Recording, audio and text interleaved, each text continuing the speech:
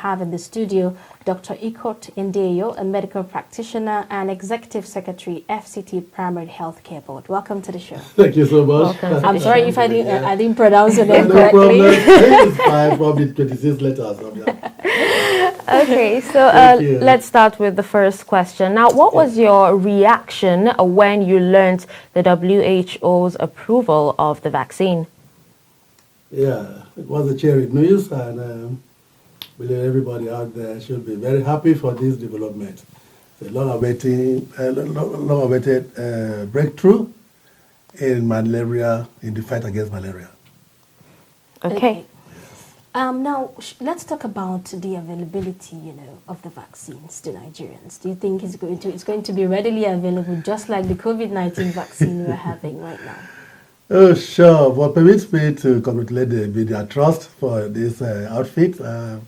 I'm having this for the first time. You guys have been out there doing a very great job on your print media, and I must confess.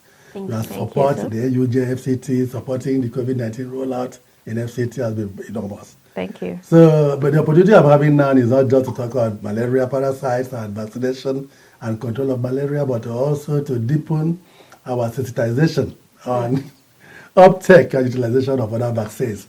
But then I want to say that we are just coming from a pilot program from 3 countries where Malawi, Kenya, and Ghana. About just 800,000 people, children, put on this, and the rollout is gradual, it's staged, and it's prioritized. So availability, maybe in terms of cost, and government, the areas that malaria is ravaging are really the areas that are, will I say, developing in quotes, and they may not have the resources to produce massively in country. So they have got to depend on other providers, other producers to have vaccines for their people that need them most.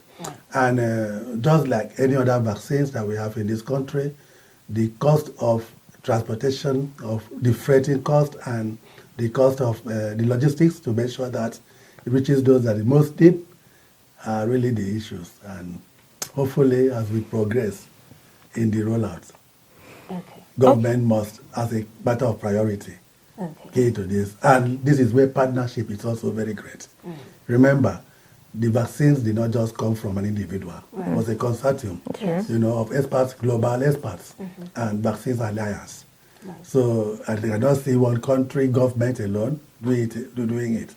So just like other vaccines, I expect partners in country, particularly those foundations that have been helping us, assisting us. You just come up from eradication of the wild polio virus in this country, and you know the role that many of our partners played, development partners and funders.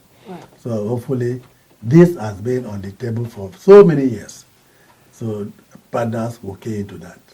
Now there has been sensitizations, a lot of sensitizations on the use of mosquito-treated nets. Yes. With the emergence of the new vaccine, is there going to be, still more sensitization on the use of nets since we have the new vaccine? Thank you so much. Just as I said, this is going to be a sensitization meeting with you on Trust TV.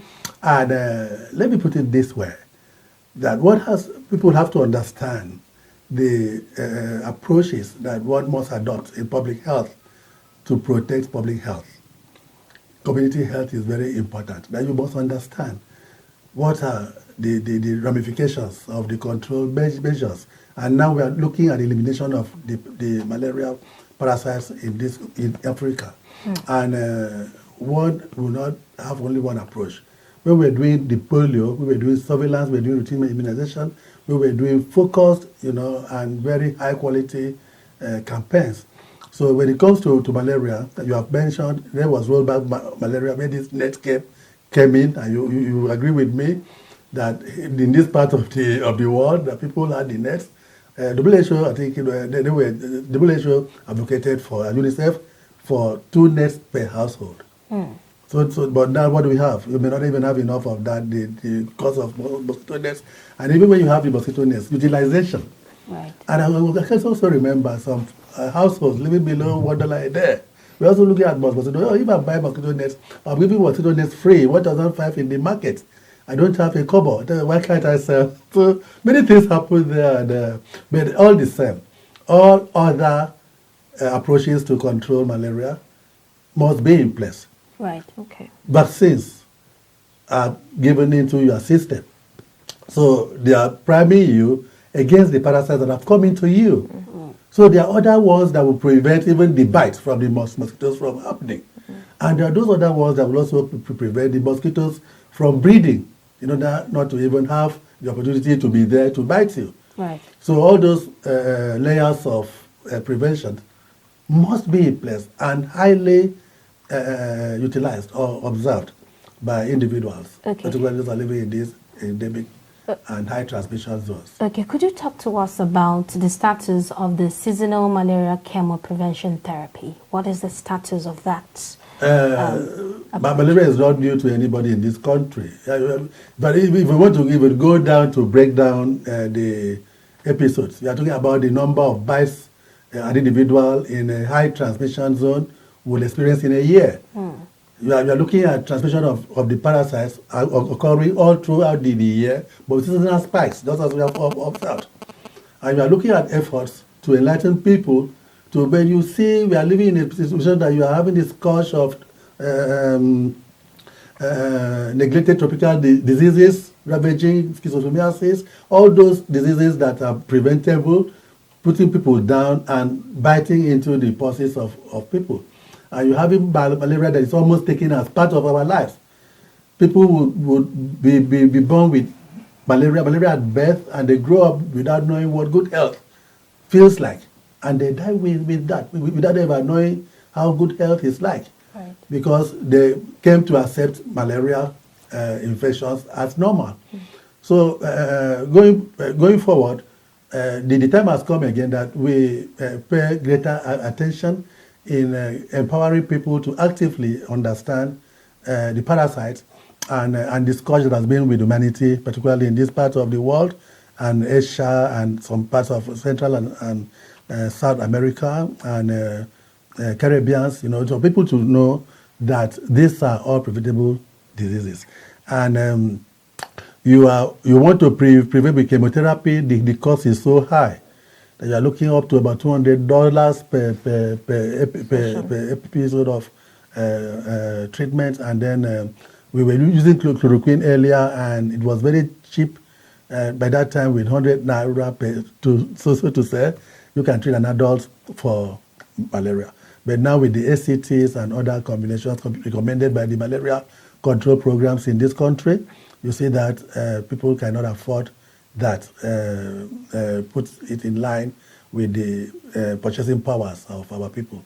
So they need to have a concerted approach to this with prevention, deliberate personal prevention with the vaccination. I believe the children who are very vulnerable, who are more prone to severe diseases, would be having a new lease of life, and life expectancy, particularly those under 5 years, would be much more improved.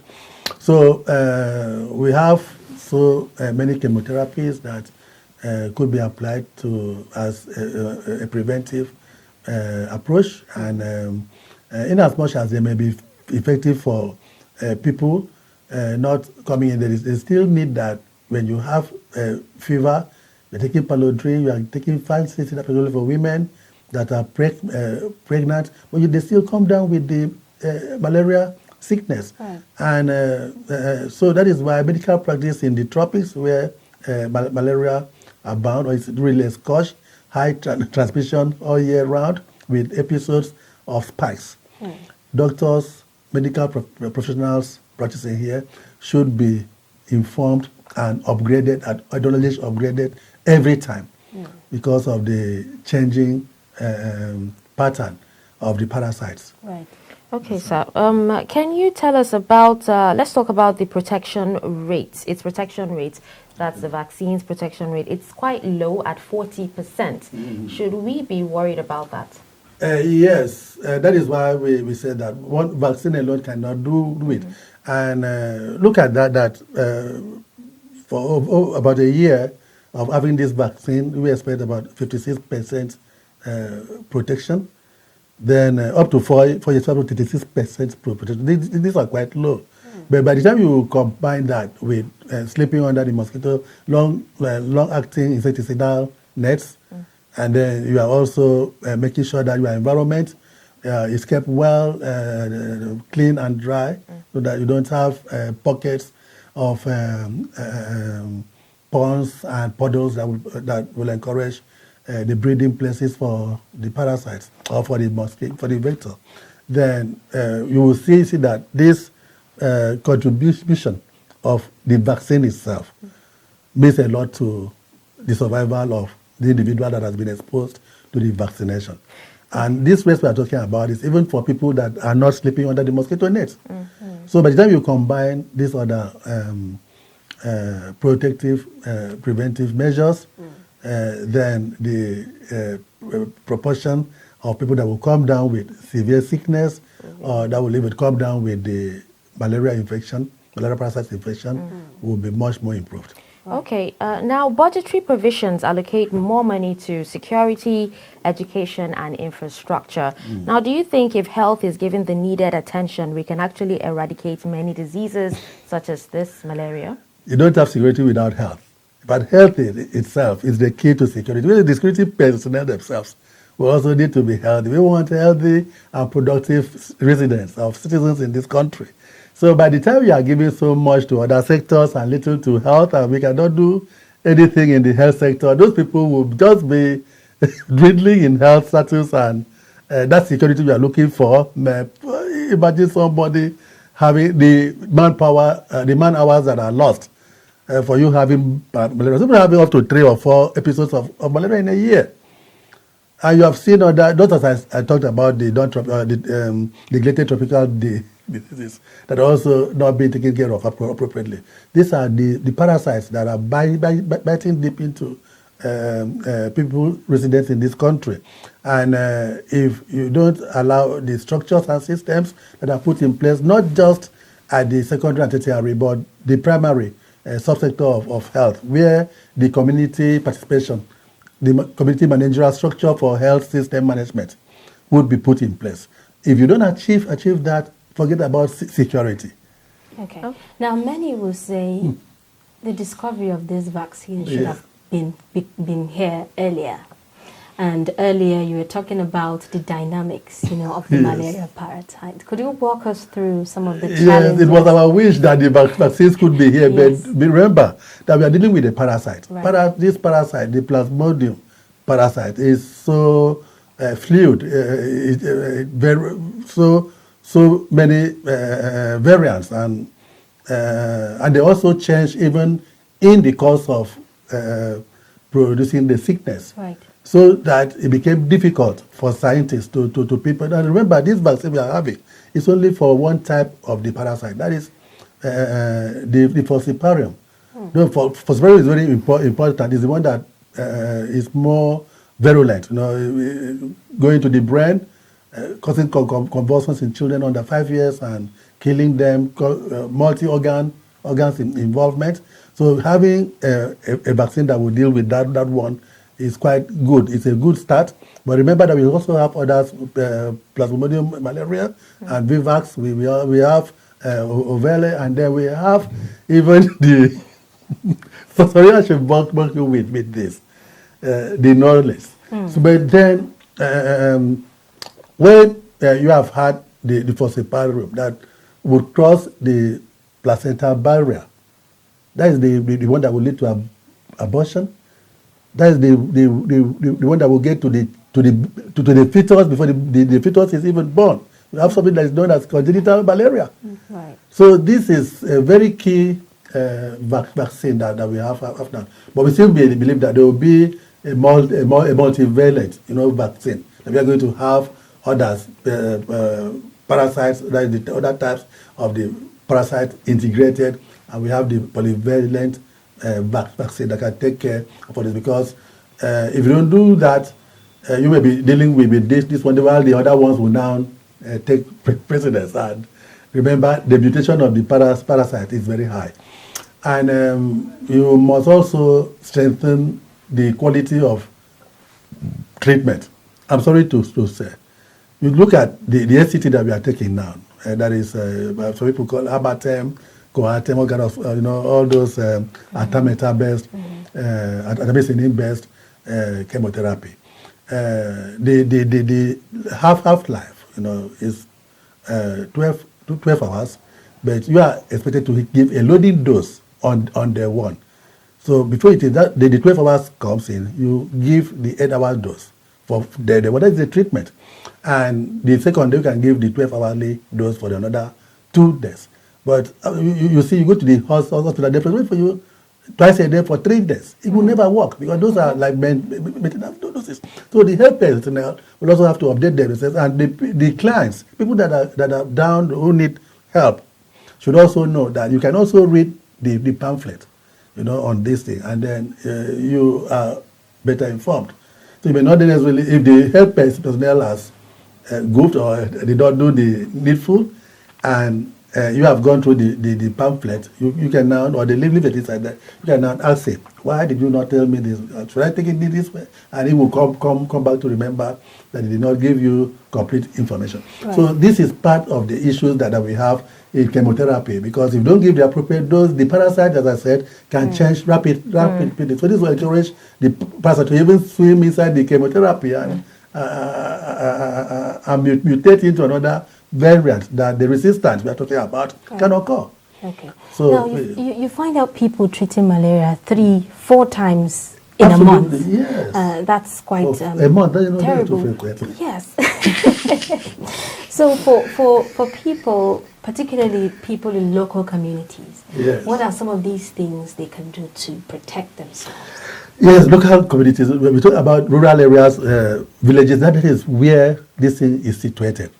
And but I know very well that people in town at times they overlook things that the neighbors do, that having to protect screening of your windows and doors and all stuff, and having to sleep on that, because one mosquito that gets through your net, because when they have not had the blood meal, the vector is very small.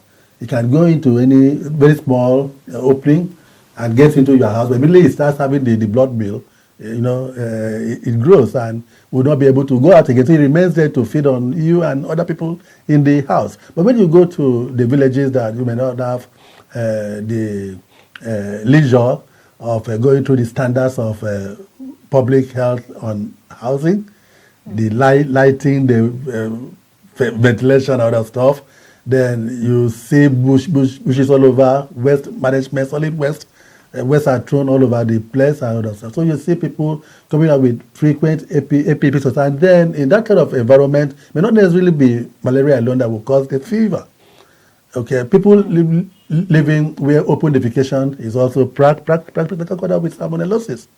That is where the so-called typhoid fever, and by the time you do the stool cultures and other stuff, so that is why you are advised that, and we actively let people, the clients, the communities, people, no matter where you live, that you must remember that if you begin the treatment for malaria, after all, malaria then is evidence-based. You do the rapid diagnostic test, that we are taking just a small drop of your blood, and the result is, and then before you are treated for that. That is the standard now. But perchance you want to go on clinical symptoms after 3 days of taking the treatment, the chemotherapy accordingly, and you are still sick, there is need that you must see a doctor if it was a simple malaria. So somebody that is saying that is treating malaria every month, one, you may not be taking the appropriate chemotherapy, you may not be taking the dosage appropriately, and two, it may not necessarily be malaria only. So you've got to also go for a laboratory investigation and see the doctor, and the doctor should also be very free with clients. We insist that clients should ask questions. Now that we're having internet, we have Googling of everything, people are well informed, but they still need an expert advice. And I like that. So the doctors too, the health personnel should also be Googling, and should also go to internet so that they will also know the range of information that is put out there, and try to be above that information to be useful to the client that is in front of you. Because if you don't do that, then there's going to be a gamut of confusion, and the person is going back there not knowing what to do, and taking into consideration that your sickness comes from your environment. Right. So we should let you know what your complaint that you are giving to me, where it should be coming from, where you live. Okay. Very important. Well, I'm actually really curious to ask this. You stated earlier that the research for this vaccine started a few years ago in 30 years, over 30 years. 30 years. Yes. Okay. But, it was, the research was done in a few countries, Malawi, Kenya, Ghana. I'm curious to know why Nigeria wasn't included, considering the statistics and the number of deaths caused by malaria in the country. We don't even go there yet. Let us take it this way. That, okay, you see the flu, the COVID-19 vaccines that we are having now. For economic cost, that you are having the sickness, you're having the virus, and you have been able to sit down in your home, and scientists in your home have been able to put these things together, and they have produced vaccine. It is cost effective for them. Then we are having the parasites. In fact, the general part of the population is the transmission is all year round with spikes and everything. We show the classical malaria endemic country in the world. So this is where our scientists could have, taken the initiative. When we have issues of research that is very important, funding. As we have just talked about, funding of health services, commitment, political will, that you have got to put money there after appropriate evidence-based advocacy. And I don't even see why a politician in Nigeria should wait for a scientist to tell him that you need to do this. So, as a matter of expediency, and for us to reach out to our children, our pregnant women, know that many of our pregnant women were once children, and they are also having their menstrual flow. They are losing blood through parasites, the malaria parasites, every month, and they are also being afflicted. They go into pregnancy with low blood. So you see many deaths, paternal deaths, abortion of stuff coming from fevers. Preventable maternal deaths. So this is enough burden for us, to begin to look at this. I know that the parasites may need further developed advanced sciences to help you do the vaccine. But we have the parasites here, and any color that the parasites would show could only be seen here. So we should begin to think in that line. I like that. I believe that the politicians, the policy makers, we are part of that. But you can only do a bit and let others, carry on from where you have done. Okay. So the building blocks must continue. So I believe that with this step, there are some scientists, some parasitologists in this country, some professors who have been part of even this research that has brought the result. Right. So the point is to do it in country. I think that is all what we are looking for. Okay. Well, now the knowledge COVID-19 pandemic has taught the world quite a lesson, Absolutely. and that we need to prepare more, particularly in Africa. Is this a call for more manufacturing of vaccines to prepare for future occurrences of some of these? Yes, manufacturing of vaccine, research for vaccines is a continuous process, and what we are having now is based. Just as I talked about flu, that the coronavirus had been there, but this type 2 is new, so they only had to go to the building block that what they made, and then did the genome, that is the analysis of the genetic composition of this new strain, and they were able to bring up the vaccine. We're having flu shots before COVID-19. So that is why the vaccine came out so soon, and we are rolling it out. So for now, for Africa, we never had that strain of flu virus here. So it's going to cost us much working on the vaccine for COVID here. Okay, but over there that they have already had flu bears, it was easier for them, for scientists to put 2 or 3 together and then brought out what we are having. I know that there are so many of them, but just few have been approved for emergency use. Right. And Okay. others are still being developed. Okay, now talking about the COVID-19 vaccine, there's actually been, a lot of hesitancy, yes, on the COVID-19 vaccine. Do you anticipate same for the malaria vaccine?